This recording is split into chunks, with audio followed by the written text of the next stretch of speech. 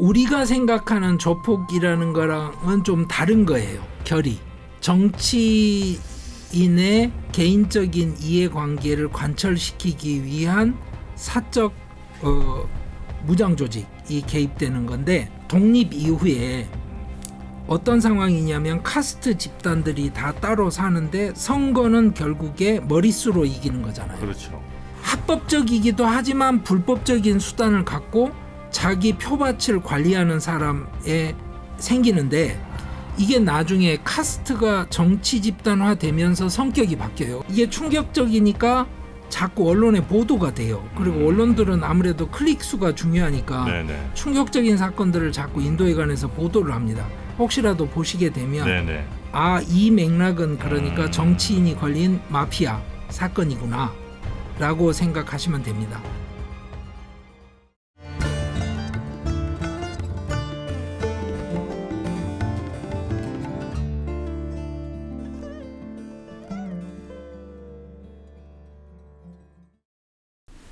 강성현 교수의 남아시아 인사이드, 오늘도 흥미로운 인도 이야기 더 전해드리겠습니다. 강성현 교수님 어서 오십시오. 예, 안녕하십니까. 네, 반갑습니다.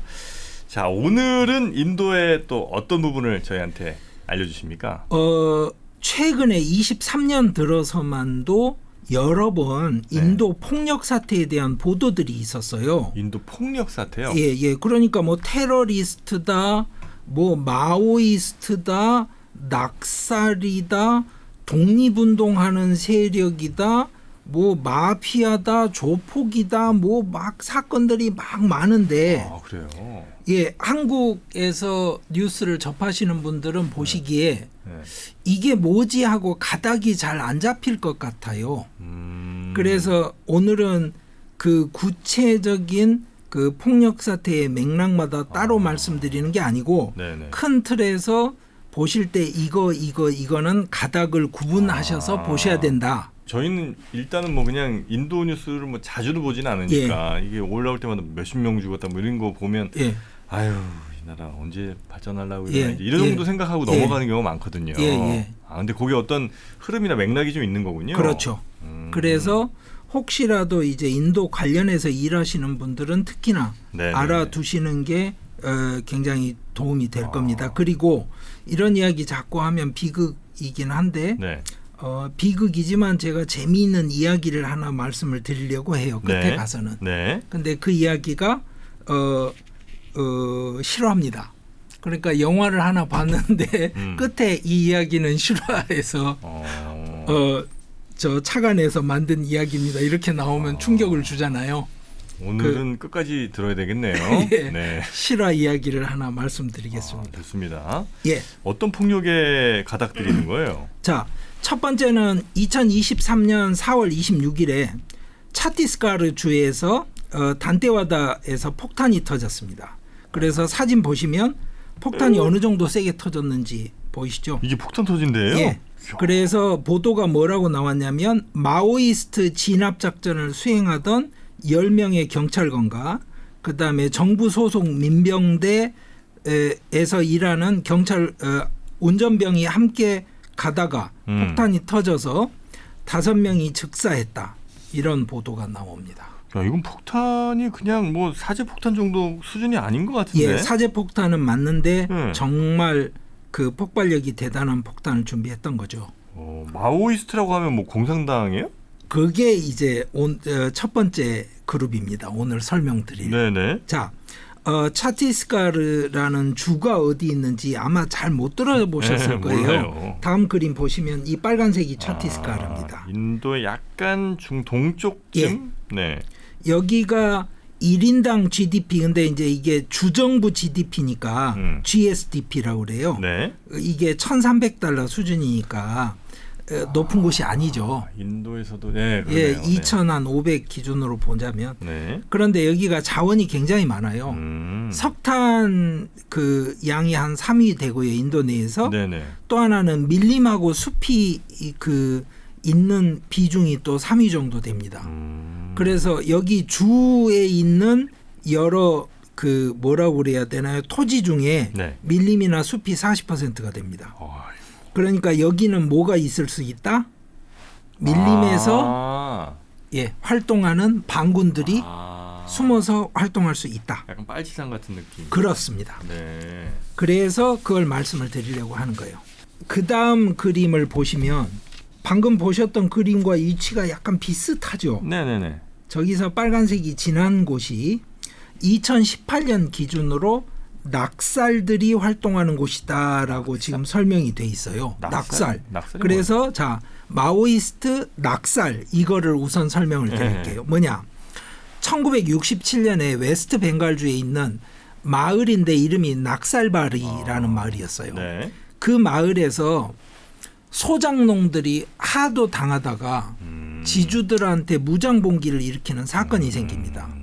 그러다 보니까 그 당시에 그 인도 공산당 네. 이 또 분파가 굉장히 심했었는데 그래서 커뮤니스트 파티 오브 인디아 그래서 CPI라고 쓰는데 괄호 열고 M이 있습니다. 마크시스트가 있고 괄호 열고 ML이 있어요. 마크시스트 레니니스트가 있고 그래요. 제가 말씀드렸죠. 정당 뒤에 괄호 붙으면 난인 당이다.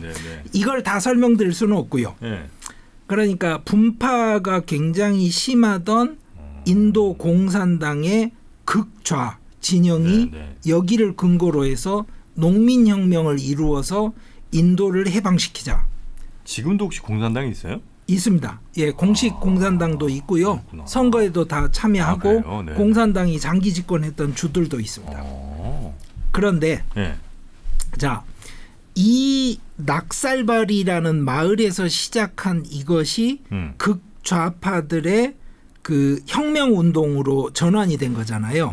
그러니까 낙살이라는 이름은 이 마을 이름에서 비롯된 거고요. 네. 마오이스트라는 이름은 왜 나온 거냐면 막스 레닌 혁명 이론에 물론 레닌은 좀 다릅니다만 고전적인 막스 이론에 따르면 혁명은 노동자가 해야 되는 거잖아요. 네네네. 자본주의가 무르익을수록 당연히 자체 모순에 빠져서 사회주의 공산주의 혁명이 이루어져야 되는데 프롤레타리아들이 예, 공장도 없는 이 시골 밀림에서 네. 혁명은 어떻게 됩니까? 농민을 끌고 해야 되는 거잖아요.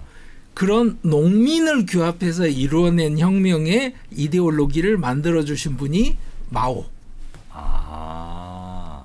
네네네. 이렇게 자기들이 주장을 하는 겁니다. 그래서 마오이스트군요. 예. 그래서 네팔에서도 이제 왕정에 저항해서 싸우던 사람들이 마오이스트인데, 그러니까 그 뿌리는 분명하게 정치적 지향을 가진 극좌 네. 노선의 사람들이었고, 2013년 기준으로. 네.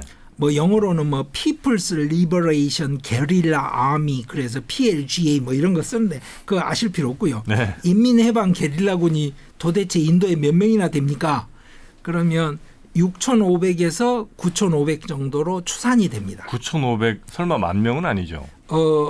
최대치 9,500으로 추산을 하니까 만 안 되겠죠. 그러니까 9,500명? 예, 명. 깜짝 놀랐어요. 9천만 명? 아니요. 9,500명쯤. 예, 그러니까 6,500에서 9,500 사이가. 네네네. 가끔 저녁에 총 들고 나와서 빵빵 몇 방 쏘고 낮에는 또 가서 농사 짓고 또 자기들끼리 모여서 노선 투쟁하고 당서기도 뽑고 자기들끼리 뭐 혁명 조직하는 거죠. 뭐 인도 전체로 보면 굉장히 소수네요. 그런데 폭탄 터뜨리면 이게 이제 문제죠. 네네네. 그래서 이거 진압을 안 해요? 그래서 진압하러 10명이 갔다가 진압 작전을 끝내고 돌아오다 죽은 겁니다. 아니 그러니까 이 세력들을 아예 그냥 소탕을 해서 없애버린다는 생각은 안 해요? 하죠. 그런데 그러려면 뭐가 돼야 돼요? 경찰 조직이 제대로 돼야 되고.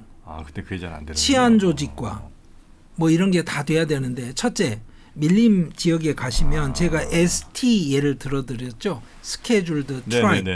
그래서 지금 무르무라는 국가 대통령도 그 출신이다. 네네. 그 말은 무슨 말이냐면 원주민들이 그 안에 사는 거예요. 그 원주민들이 파출소하고 친할 수가 없잖아요. 왜 그러냐면 여기에 석탄이나 광산 개발하고 이러면 쫓겨나잖아요. 원주민들이. 그리고 원주민들이 등기하면서 사는 사람들 아니잖아요. 땅 뺏어버리고. 땅 뺏고 또 하나는 땅 뺏을 때 원주민들이 순순하게 물러나겠어요. 자기 살던 터전인데 그렇죠. 예. 저항하죠. 예. 그러면 이제 조폭들 동원하죠. 근데 그 조폭들이라는 게 뭐겠어요 이제. 몽둥이를 들고 가는 게 아니라 총을 들고 가죠. 여기 근데 총기를 어떻게 불법 총기도 많고요. 불법 총기도 많고. 또 하나는 나중에 설명드리겠지만 정치적인 마피아들이 있습니다. 사병 조직이. 인도예요? 예. 그 폭력은 또 다른 종류의 폭력이라서 지금 설명 안 드리는 겁니다. 그 사람들이 이권관계에 딱 걸려 있어서 야 여기 정리해서 개발하면 내가 돈 벌겠는데라고 판단을 하면 자기 사병 조직 동원하죠. 그러면 경찰관들이 오면 사람을 그냥 쏴 죽이지는 않을 거 아닙니까? 공무원이니까. 물론 그런 사건들이 종종 있습니다만 근데 사병 조직이 동원되면 이거는 상상을 초월하는 폭력 사태가 벌어지죠. 이 사람들이 저항을 하는 그런 상황이 벌어지면 그렇게 쉽게 누가 낙살이거나 아니면 마오이스트인지 구별이 그렇게 되냐 말입니다. 이게 이제 굉장히 어려운 문제고 그나마 그 다음 그림 보시죠. 이게 그림 3장이 그대로 있죠. 뭡니까 이게? 이게 바로 낙살들이 문제를 일으키는 지역에 관한 도표인데 2007년이 맨 왼쪽인데 우와. 13년엔 많이 줄었죠. 그러네요. 네네. 그리고 2018년까지 되면 더 줄은 겁니다. 많이 진압이 됐네. 23년이 되면 어떻게 되겠습니까? 더 줄어 있겠군요. 그렇죠. 그런데 이번에 터져버린 겁니다. 폭탄이. 이번에. 2007년쯤에는 이 문제 심각했네요. 거의 뭐 전국토의 한 3분의 1 가까이가 문제가 생긴 것 같습니다. 왜 그러냐면 토지 개혁을 제대로 못했다고 제가 말씀을 드렸죠. 인도에서. 그러니까 소작농들은 끊임없이 불만인 겁니다. 역사적으로. 그리고 농업 분야가 계속 경쟁력을 못 갖고 보조금 위주로 굴러가다 보니까 농민들 그중에서도 특히 소작농들의 불만은 해결하기가 어렵죠.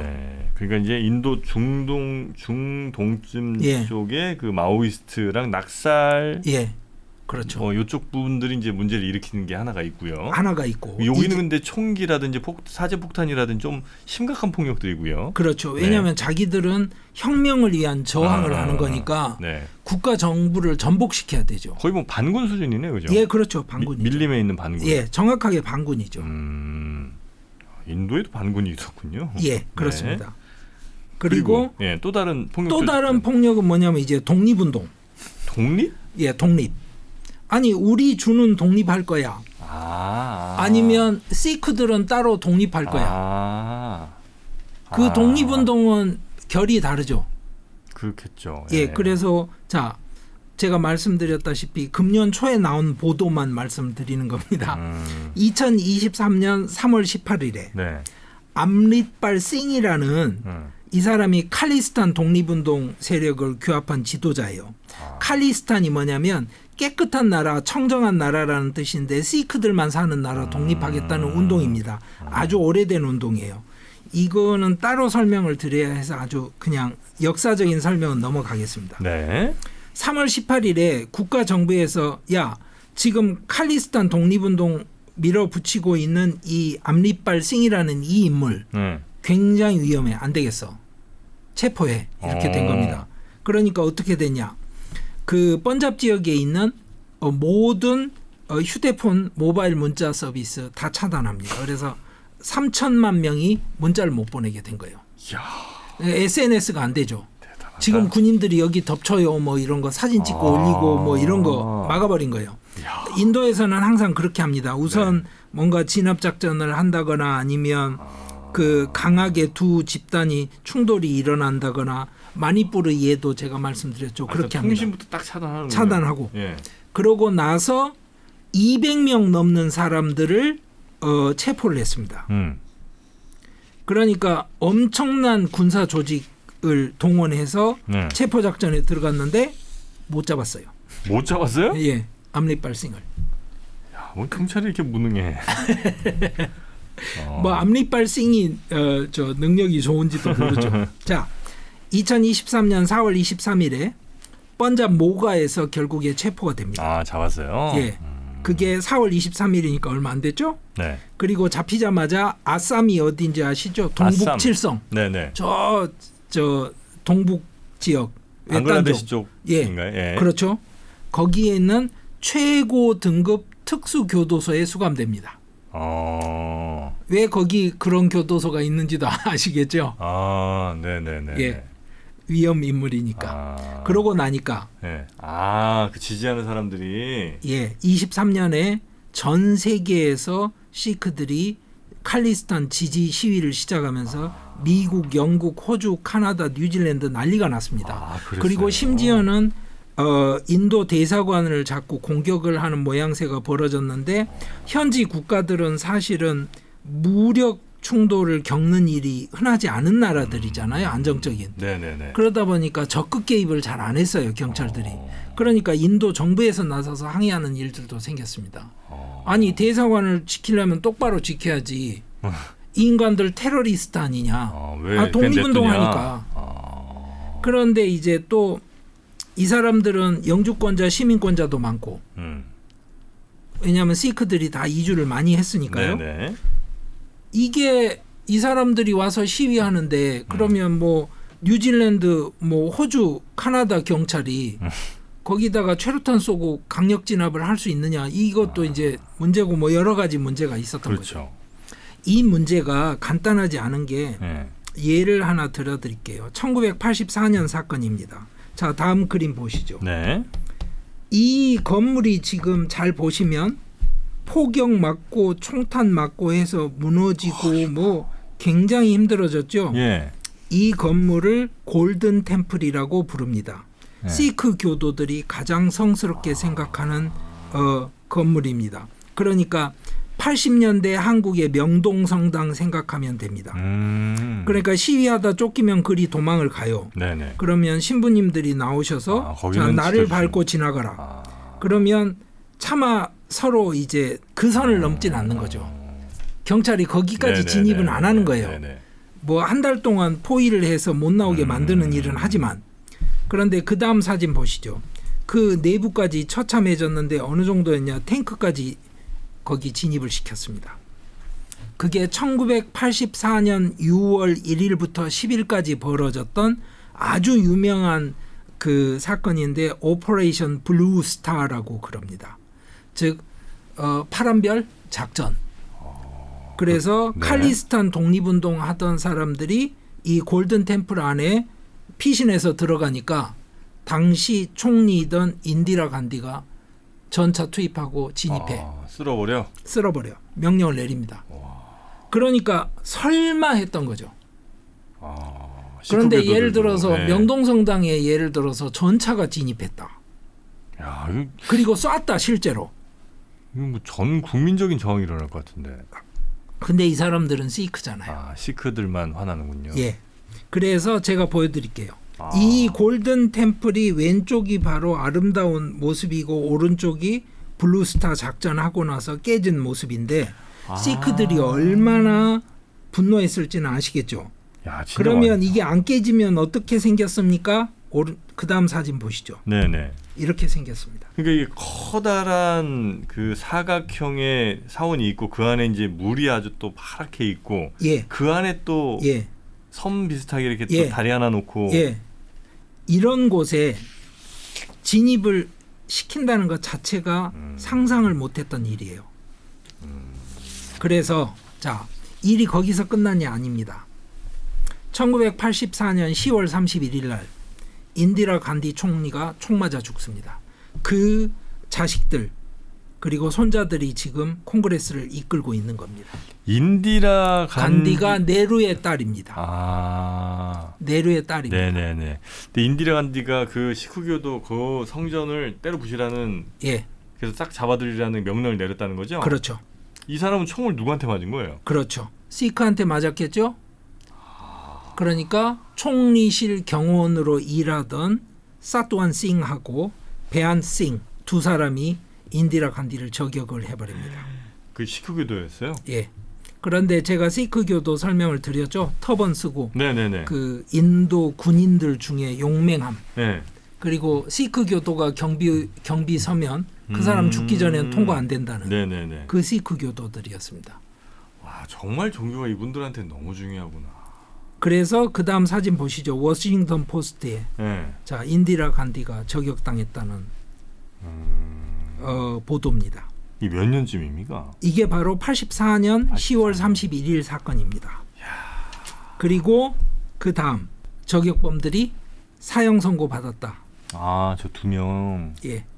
그래서 지금도 이 사람들의 사진이 작게 그 골든 템플 안에 한 방에 걸려 있습니다. 아, 이분들 입장에선 진짜 독립운동가 같은 분들이군요. 아, 그러면 이제 시크들은 다 저거 지지하느냐? 그것도 아니에요? 이제 그거는 또 다른 이야기입니다. 예. 그거는 약간 다른 이야기입니다. 네네.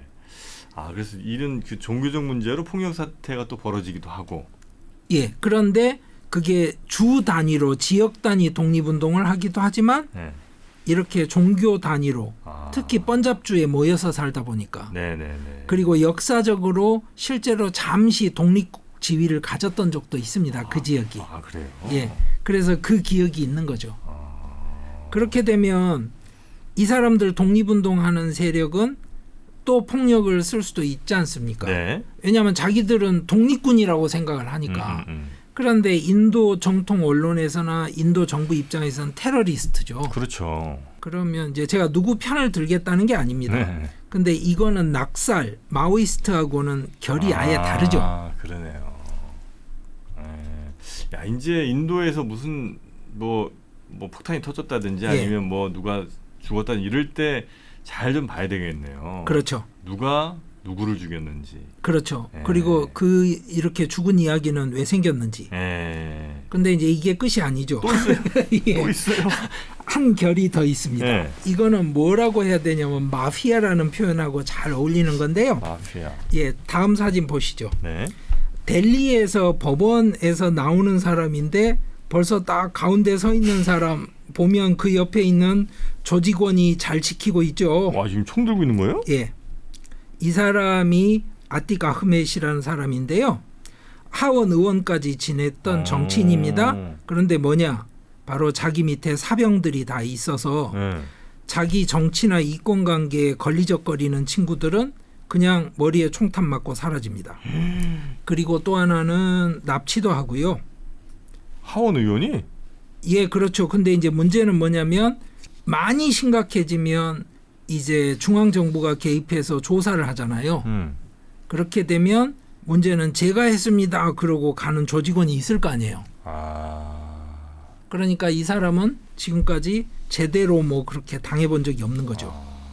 그런데 자, 또 신문에 난 게 이겁니다. 자, 제가 말씀드렸잖아요. 금년에 보도 나온 것만 말씀드리겠다. 2023년 4월 15일 날 그다음 그림 보시죠. 이게 라이브로 방송이 되고 있던 TV 화면입니다.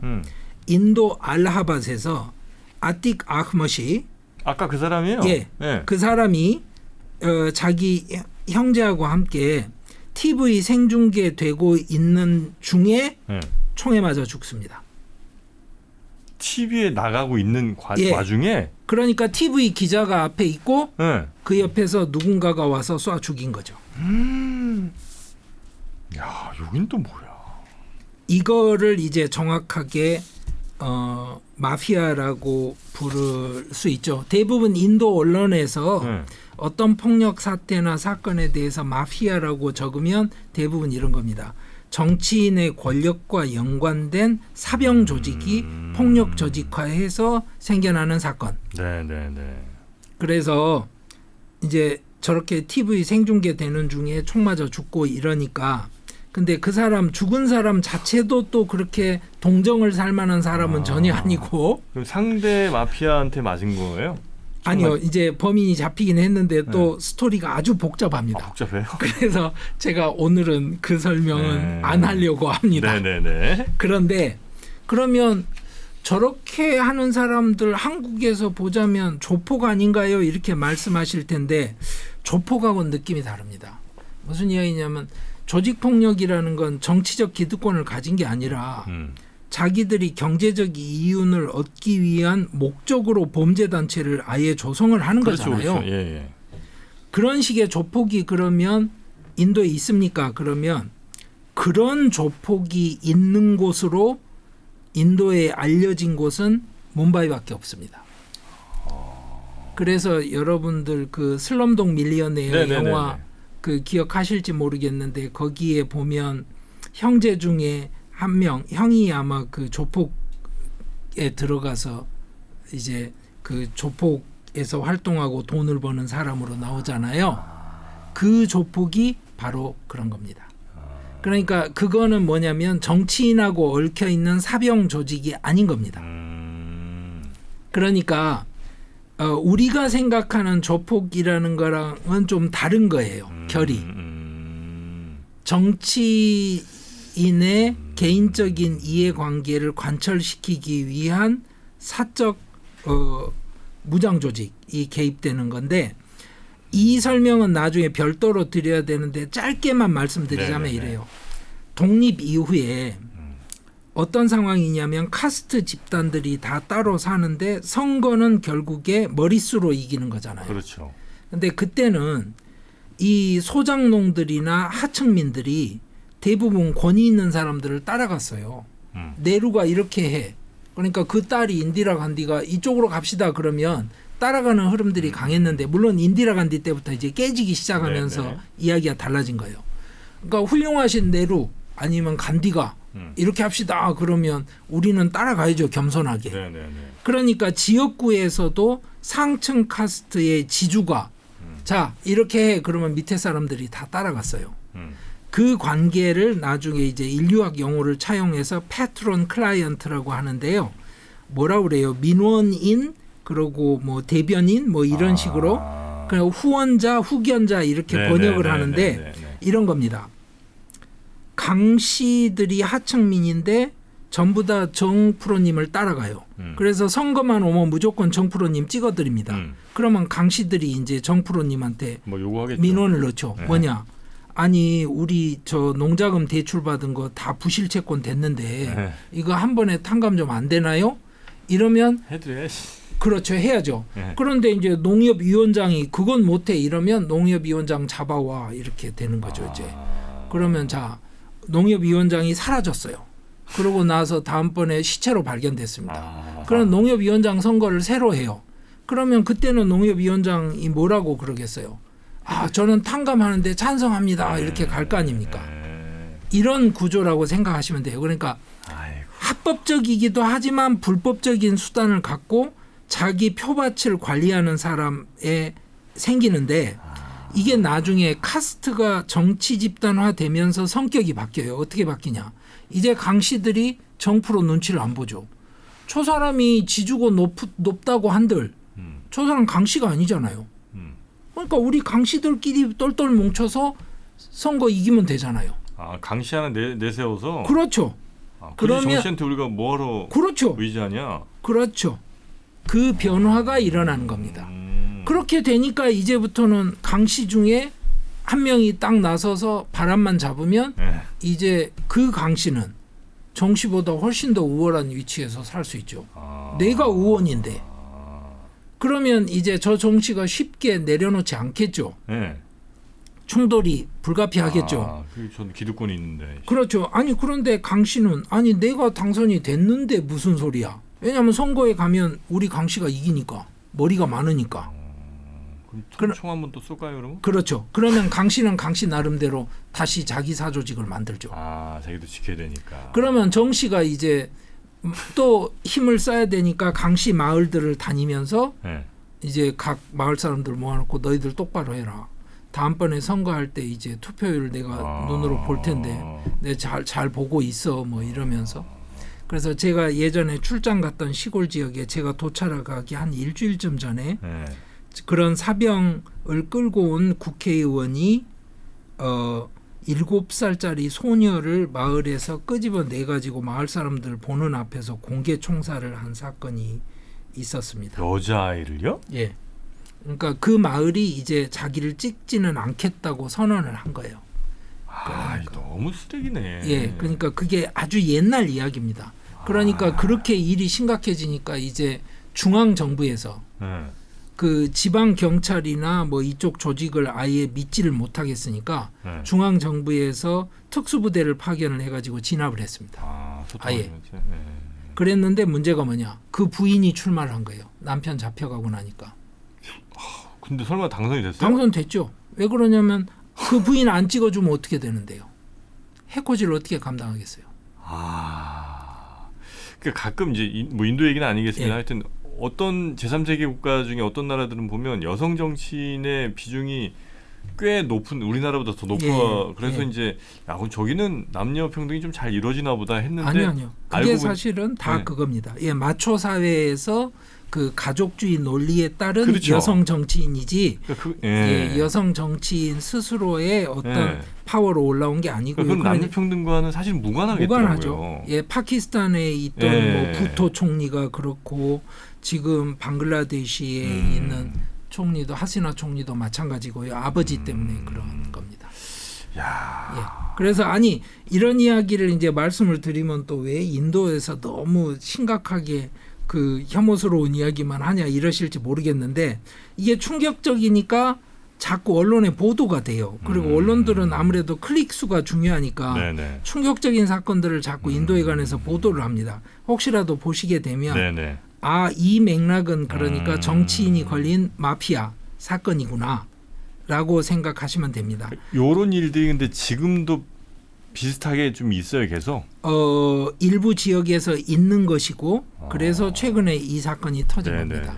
그런데 이게 이제 줄어들어 가고 있긴 한데 문제는 선거를 이겨야 되니까요. 내각제에서는 저 사람이 이 지역을 장악하고 있으면 우리가 공천 줘야죠. 정의가 중요한 게 아니라 정권을 잡아야 되니까. 그렇지 않습니까? 또 다른 맥락도 있습니까? 예. 그래서 이제 마지막 맥락은 좀 쉽게 하죠. 옛날 이야기를 해드릴게요. 더 충격적이실 수도 있는데. 자, 까푸르라는 사람이 셰칼 까푸르가 1994년에 영화를 만들어서 개봉을 합니다. 첫 번째 이게 영화 포스터입니다. The Bandit Queen, 그래서 도적의 여왕. 이 포스터 지금 보이시죠? 그런데 그 다음 포스터 보시죠. 그 다음 포스터에 나오는 이 인물, 이 여자 이름이 풀란 데이비입니다. 풀란 데이비 이름이에요. 이 풀란 데이비 이야기를 오늘 말씀을 드릴게요. 풀란 데이비. 이 여자가 인도에서는 이제 전설입니다. 자, 우타르프라데시 주에서 하층 카스트 말라에서 태어나요. 이 여자는 말라 카스트예요. 그런데 11살에 선물을 약간 받고 이 딸을 그냥 시집을 보냅니다. 아이고야. 그러니까 사실은 뭔지 아시겠죠? 그래서 33살 남성한테 신부로 가게 됩니다. 그리고 어떻게 보면 팔려가는 거죠. 내 조혼을 그렇게 합니까라고 여쭤보시면 이겁니다. 인도 사회 문제 중에 제일 심각한 것 중에 하나가 혼수 문제잖아요. 다우리. 이건 일상적으로 알려져 있죠. 조혼을 하는 거는 하층민들 사이에 벌어지는데요. 왜 그러냐면 조혼을 하면 노동력을 보태준다고 간주가 되기 때문에 식모가 들어온다고 생각을 하기 때문에 혼수를 요구하지 않습니다. 그래서 하층민들 사이에서는 조혼을 합니다. 그래서 11살짜리가 33살 남성한테 팔려갔는데 이게 사실 한국 기준으로 하면 미성년자 뭐로 해가지고 성폭력으로 무조건이죠, 처벌이죠. 그러니까 첫째는 성폭력, 그리고 둘째는 또 학대를 합니다. 남편이 사실은 좋은 사람은 아니었어요. 뭐 술 마시고 도박하고 뭐 뻔한. 그래서 하다 못 버텨서 탈출을 해서 친정으로 도망을 왔어요. 그랬더니 시댁에서 안 살고 친정으로 도망을 왔다는 것 때문에 그 마을에서 기피 인물이 됩니다. 저거 문제가 있는 것 같아. 그리고 또 하나는 경찰관들이 기피 인물이니까 잡아가요. 왜 그러냐면 남편을 벗어나면 이제 인도 옛날 전통에서는 그 소유자의 범위를 벗어나는 거잖아요. 그러니까 아버지 밑에 있어야 되거나 남편 옆에 있어야 되는 거예요, 여자가. 항상. 그러니까 경찰관들이 이 여자를 그냥 잡아가요. 문제가 뭔지 조사하겠다. 그러면서 3일간 구금을 하면서 또 성폭행을 합니다. 아이고, 경찰들이? 그러니까 어떻게 했어요? 그 부모는 그렇게 살던 사람들이니까 뭐 잘 자란 선물들을 막 마련을 해요. 말이 많았어요. 사실 여부가 확인이 잘 안 되는데 중고 자전거를 구했다는 말도 있고 뭐 여러 가지가 있어요. 그래서 하여튼 선물을 시댁에 다시 주고 딸을 시댁으로 다시 돌려보내요. 그 학대하는 그 남편 있는 곳에. 예. 그러니까 이 여자가 시댁에 가서 다시 살다가 친정으로 갈 수도 없잖아요. 두 번이나 쫓겨났고 두 번이나 도망갔다 다시 왔으니까. 예, 그렇죠. 그리고 이제 소위 말해서 전과자예요. 친정 또 가면 이제 또 경찰서에서 또 와서 이제는 뭘 할지 모르고 이러니까. 그래서 어떻게 하나 하다가 다시 친정으로 또 탈출을 했다가 안 되니까 이제 친정에서는 죽은 사람처럼 조용히 그림자처럼 있다가 결국에 친정도 탈출을 해서 뭘 하게 되냐면 극빈 농민들이 만든 도적단들이 있었어요. 그 도적단에 합류를 하게 됩니다. 네. 그 도적단 두목 이름이 바부구자였어요. 네. 그러니까 도적단에 합류를 하고 나니까 이제 또 도적단 두목 바부구자가 성폭행을 하죠. 아이고. 그러니까 그걸 보고 있던 부두목이 그 비크람 말라였는데 그 부두목이 이 여자를 불쌍하게 보고 구해주려고 노력을 합니다. 그래서 나중에 인터뷰에서 풀란이 이렇게 이야기해요. 나를 고깃덩어리 이상으로 생각했던 유일한 사람이 비크람 말라였다. 라고 진술을 합니다. 예. 자, 그렇게 됐어요. 근데 네. 문제는 뭐냐? 사실은 비크람 말라 그러면 이름이 말라잖아요, 벌써. 네. 그러니까 카스트가 같은 거예요, 이 여자랑. 아. 근데 실제로는 유부남이었어요. 네. 결혼을 해서 부인이 있었어요. 네. 그런데 하여튼 관계를 이어갔어요. 풀란하고. 그래서 비크람 말라가 이끌던 도적단이 네. 풀란 대비와 함께 어디를 가느냐? 남편이 있는 마을에 가서 습격을 합니다. 아. 그래가지고 남편을 끄집어내요. 네. 그리고 초주검이 되도록 두들겨 팹니다. 아, 이건 좀 시원하네. 자, 이제 스토리가 어떻게 되는지 아시겠죠? 네. 예. 그리고 풀란이 이야기를 합니다. 그 남자한테. 너 어린 여자하고 만약에 결혼했다는 소식이 들리면 죽는다. 그 뭔가 영화에 나올 법한 쿨한 그 누나의 그 포스. 아, 좋습니다. 예. 그러고 나서 풀란이 딱 그 경고를 하고 죽이질 않아요. 네. 왜 그런지는 저도 모릅니다. 죽이지 않고 떠납니다. 그때부터 모든 사람들이 이 풀란의 남편에게 말을 걸지 않습니다. 아, 사회적으로 죽였군요. 예, 매장이 되는 겁니다. 네네. 근데 또 하나는 그게 이제 풀란의 그 경고하고 어떻게 관계가 되는지 네? 그리고 만약에 남편과 누가 친하게 지낸다더라라는 소문이 풀란 귀에 들어갔을 때 어떻게 될지. 자, 그런데 이제 이때 문제가 경찰에 구금이 됐다가 네. 도적단으로 다시 슈리람하고 랄라람 형제가 돌아와요. 그런데 문제가 뭐냐면 원래 도적단들이에요, 그 사람들은. 예. 네. 근데 두목급이었거든요. 근데 이 사람들은 말라보다 카스트가 높아요. 그러니까 이 둘이가 보기에는 말라들이 나서서 뭐 도적단 두목을 하고 이러는 게 웃기는 일인 거예요. 그러니까 무슨 도적단에서도 카스트 차별합니까? 이렇게 물으시면 그게 인도의 리얼리티인 거예요. 같은 도적단인데도 또 거기서 높은 카스트. 예. 그런데 문제는 바부구자가 원래 두목이었는데 죽었잖아요. 예. 그 상황에 대해서 슈리람하고 랄라람이 너무 화를 내는 거예요. 그래가지고 이 두 형제가 뭘 생각을 하냐면 풀란 대비가 여기 끼어들어서 일이 이렇게 된 것임에 틀림없다 이렇게 하고 풀란 대비를 너무너무 미워합니다. 아, 이 여자가 오기 전에 우리는 다 평화로웠는데. 예, 맞습니다. 왜 두목님 돌아가시고, 그러니까 큰형님 왜 돌아가시고 이 모양이야. 뭐 조직이 이렇게 엉망이 됐네 이렇게. 예. 그랬는데 비크람 말라는 의리를 지키죠. 그러니까 이 비크람 말라가 이제 소위 말해서 애인이지 않습니까? 풀란 대비에. 비크람 말라가 이제 남편한테 복수도 해줬고. 네네. 그러니까 비크람 말라가 그러면 우리가 말라 출신들만 떼내서 우리가 독립을 할게. 우리 조직 안에서 이러고 저러고 싸우지 말자. 이렇게 조직 분할 제안을 했어요. 그런데 슈리람이나 랄라람이 보기에는 아 이것들이 딴 주머니 찬다고 이렇게 되는 거 아닙니까? 조직이 갈라지는 거니까. 그렇죠. 그러니까 결국에 양쪽이 총격전까지 하게 됩니다. 아이고. 그래서 비끄람 말라하고 풀란 대비가 도망을 쳐요. 네. 그런데 도망친 이 두 사람이 결국은 이제 잡히고 말아요.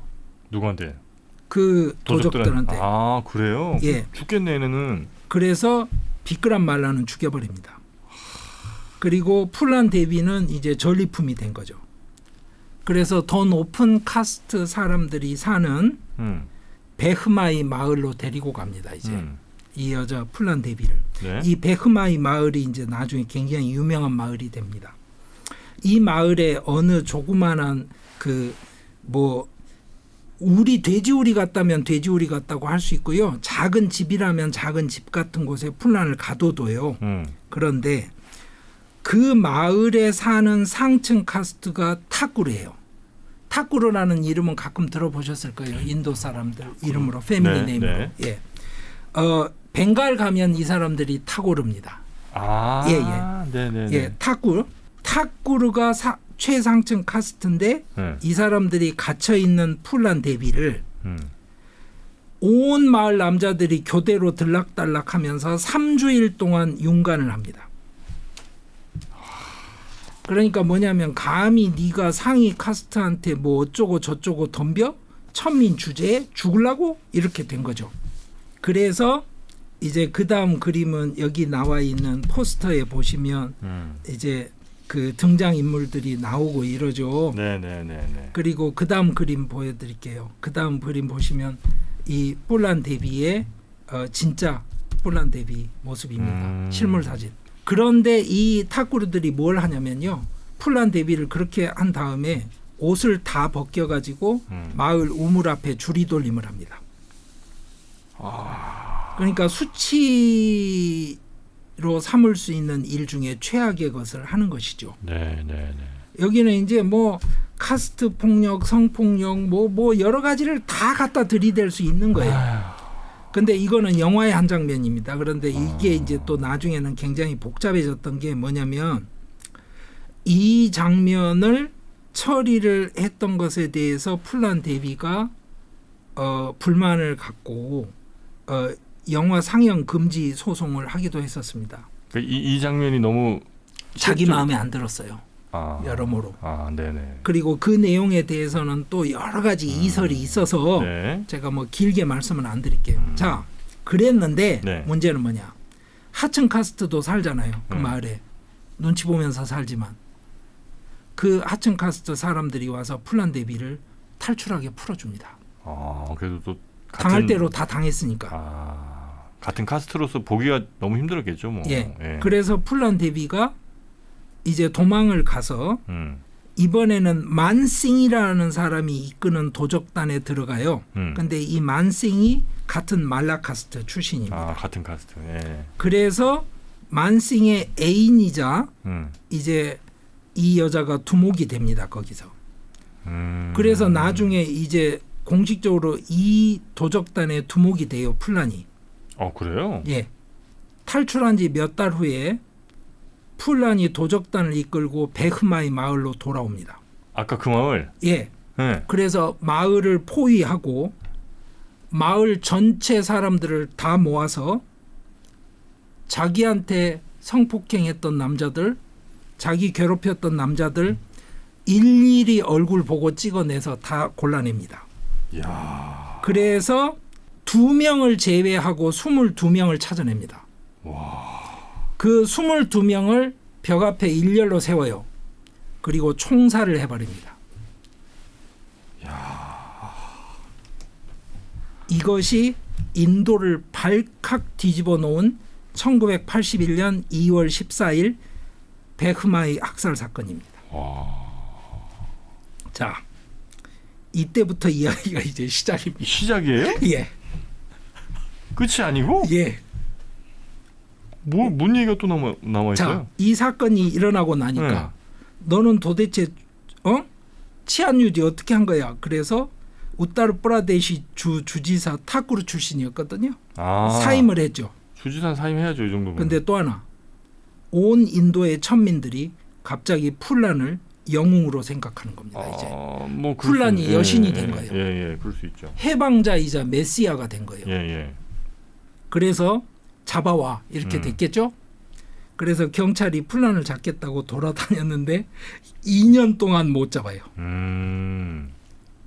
잡을 수가 없어요. 왜냐? 모든 천민 마을에서는 이 사람들을 도와주죠. 그렇지. 그리고 또 하나, 게릴라들이기 때문에 이 현지 지형에 훨씬 밝습니다. 그러니까 골치가 아프잖아요. 네네네. 그래서 인디라 간디 총리가 결정을 합니다. 그때 중앙 정부에서 내려온 명령이 뭐였냐면 이거예요. 생포해 와라. 풀란이 만약에 검거 과정에서 총 맞아 죽어버리면 전 인도가 이제 들끓죠. 누가 감당을 할지 아무도 아니 모든 천민이 다 동시에 들고 일어나면 풀란을 쏴주겠다. 그렇죠. 어떻게 할 건데요? 그래서 인디라 간디가 결정을 합니다. 투항 협상을 하자. 협상하자. 너무 큰 죄를 묻진 않겠다. 뭐 이런 아니 거예요? 그러니까 투항하고 우리 어떻게 정치적으로 결론 보자. 네. 그런데 2년 동안 쫓아다니다 안 되니까 이제는 특수부대를 풀고요. 그 풀란이 숨어 있는 지역에 있는 모든 마실 수 있는 물에 독을 다 풉니다. 아이고. 그러니까 이제 할 수 있는 모든 수단을 다 동원하는 거예요. 풀란도 너무 힘들어요 이제. 물을 마실 수도 없으니까. 너무 좀 비인간적이다. 그래서 풀란이 투항을 할 때 조건을 제시합니다. 나는 우타르프라데시에 투항하기 싫고 마디아프라데시 경찰이 투항을 받아라. 줄을 바꿔달라. 그러니까 나는 경기도 관할 말고 충북 관할로 투항할게 그 말이에요. 그다음 마하트마 간디와 두르가 여신의 초상 앞에서 무기를 반납하겠다. 뭐 이런 식의 4가지 추가 조건을 또 붙여요. 그랬는데 어떻게 되겠습니까? 전 인도가 떠들썩하게 되는 풀란 대비 투항식이 드디어 이제 이루어지는 겁니다. 투항해요? 예, 그다음 포스터 보시죠. 네. 이 포스터가 바로 투항식입니다. 총을 들고 풀란 대비가 나타나서 저는 투항합니다. 야, 이 모습을 보고 있으면 어떻게 되겠어요? 거의 영웅이겠는데 진짜. 아니 이 여자를 누가 건드려요? 그렇죠. 건들 수 있어요 이제? 그 어떻게 했어요? 그래서 제가 이야기가 이제 시작이라고 말했잖아요. 그 다음 장면은 이게 이제 풀란 그 여자 모습입니다. 자, 그래서 풀란이 투항을 했는데 자 범죄 혐의가 48가지. 뭐 엄청나게 많겠죠. 뭐 납치, 살인, 뭐 불법 무기, 뭐부터 여러 가지 뭐 범죄 단체 뭐. 그래서 체포가 됐는데 11년 동안 형사 재판이 열리지 않습니다. 비겁하네. 그리고 미결수로 구금이 됩니다. 어떻게든 사람들한테 잊히기를 바랬던 모양이군요. 그러니까 뭐 그거는 알아서 판단하시죠. 근데 구금돼 있는 동안 자궁 절제 수술을 받았어요. 그게 또 이제 온 인도에 천민은 애를 못 낳게 하려고 씨를 말리는 거 아니냐 이런 이야기가 나오니까 이게 뭐 너무너무 이제 힘든 거예요. 정치적으로. 그런데 94년에 말라 카스트하고 동급 카스트가 니샤다 카스트가 있어요. 그쪽에 있는 지도자가 뿌라샷 니샷이라는 사람이었는데 이 사람이 물라얌 싱 야다브 주지사하고 중간에서 이렇게 저렇게 좀 왔다 갔다 하면서 중재를 해가지고 풀란을 석방하도록 만들어냅니다. 왜 그랬겠어요? 그게 표가 되니까 그런 거 아니에요 또? 그렇죠. 그 주지사 소속 정당이 사마주와디 파티라고 그래서 사회당이었습니다. 그래서 곧바로 우타르프라데시의 미르자푸르 지역구에 풀란이 딱 출마를 하게 됐죠. 풀란이 직접? 접니다, 여러분. 제가 이거 뭐 무슨 말을 할 필요 있겠습니까? 무조건이죠, 뭐 여기. 접니다. 이렇게. 당선됐어요, 그래서. 그 다음 사진 보시죠. 네. 아, 이 의회인가 보네. 국회의사당에 있는 플란. 야, 멋있다. 그래서 하원 의원이 됐고요. 나중에 우메싱이라는 남자랑 결혼을 하기도 하는데 나중에는 이제 또 하나를 뭘 하냐면 암베드카르가 우리는 카스트 차별을 반대한다 이러면서 집단 그 불교로 개종한 장소가 있어요. 디익샤 부음이라고 부르는 장소에 네. 낙부르에 가면 있는데 네. 거기서 또 자기가 불교도로 개종을 하고요. 이 결혼한 남자가 사실은 풀란의 재산을 보고 덤볐다는 둥 뭐 이야기가 굉장히 복잡합니다. 하여튼 네. 그래서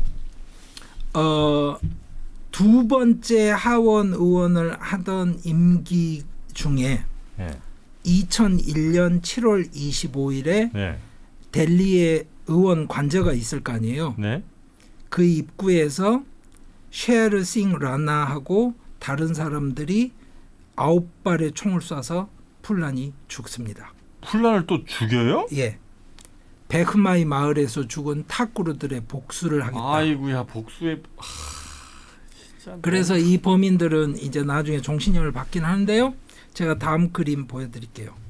자, 풀란 대비가 죽었던 그 표지, 그 사건이 났던 주에 있는 잡지 표지. 너무 슬프다 진짜. 이거는 도적단 이야기입니다. 이거는 마오이스트 좌파 이런 거 아니고요. 도적단 이야기인데 지금은 뭐 도적단 이야기가 인도에서 그 대두될 만큼의 상황은 아니고요. 그런데 이 풀란 대비를 다루는 이 영화가 네. 사실은 거의 무슨 독립영화처럼 제작이 됐어요. 그래서 완성도가 굉장히 떨어집니다. 그래서 이 정도 스토리면 할만한데? 그렇죠. 그러니까 예를 들어서 헐리우드에서 나섰거나 뭐 네. 대형 제작사에서 나섰으면 네. 엄청난 상업 영화가 될 만한 스토리이긴 하지만 그런데 하여튼 영화를 아마 어디 쉽게 어렵지 않게 찾아보실 수 있을 거예요. 그런데 이 영화의 그 감독도 이 스토리를 알리고 싶어서 찍었던 사람이고 제작비는 얼마 안 되고 이래서 굉장히 연기도 좀 서투르고 완성도는 떨어지는데 어쨌거나 이 영화가 나왔던 건 사실입니다. 네네. 그래서 여러분들 상식적으로 풀란 대위 그러면 그게 뭔지는 알아두십시오. 근데 마지막 이 도둑대 풀란 대위 이야기는 진짜 너무 슬프네요.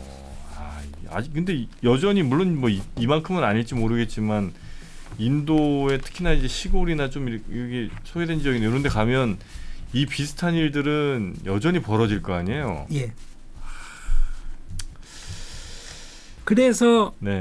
이게 참 어렵습니다. 지금. 그래서 여러분들이 인도 경제나 사회를 다루는 뉴스에서 주로 다루는 대도시 지역과 또 전통과 카스트 질서가 지배하는 그 이제 시골 지역 그리고 또 하나는 시골에도 시족 사회의 안정성이 완전히 정착이 돼 있는 곳과 그렇지 않은 쪽 이 차이들이 있죠.